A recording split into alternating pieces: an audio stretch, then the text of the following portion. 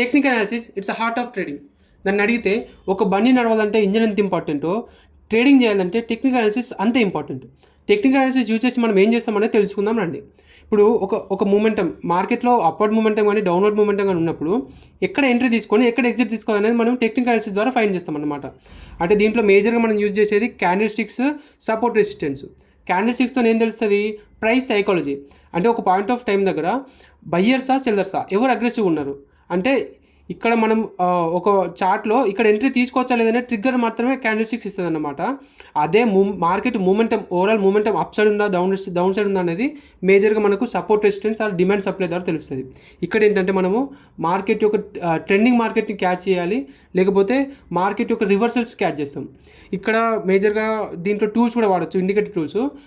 Indicator tools అనేది చాలా ఉంటాయి, కానీ మేజర్గా నేను యూజ్ చేసేది exponential moving average, VWAP volume weighted average price Bollinger band. Guys, initial ఫేజ్లో మీరు focus on practice and learning. ఎందుకంటే స్టార్టింగ్ మీరు మనీ ఎర్న్ చేయాలనే గోల్తో మీరు మార్కెట్లో దిగితే మాత్రం ట్రేడింగ్ అస్సలు నేర్చుకోలేరు. లెర్నింగ్, చార్ట్ ట్రేడింగ్ మీద ఎక్కువ ఫోకస్ చేయండి. గైస్, చాలామంది నాకు మెసేజ్ చేస్తున్నారు కదా, నోట్స్ కావాలి లేకపోతే ఇంకా డీటెయిల్ ఎక్స్ప్లెయిన్ చేయమని. 90 సెకండ్ రీల్లో ఇంత ఎక్స్ప్లెయిన్ చేయడం చాలా కష్టం. So I want to make videos detailly on YouTube. But for that make sure you subscribe the channel, and after 1K subscribers I will start uploading videos.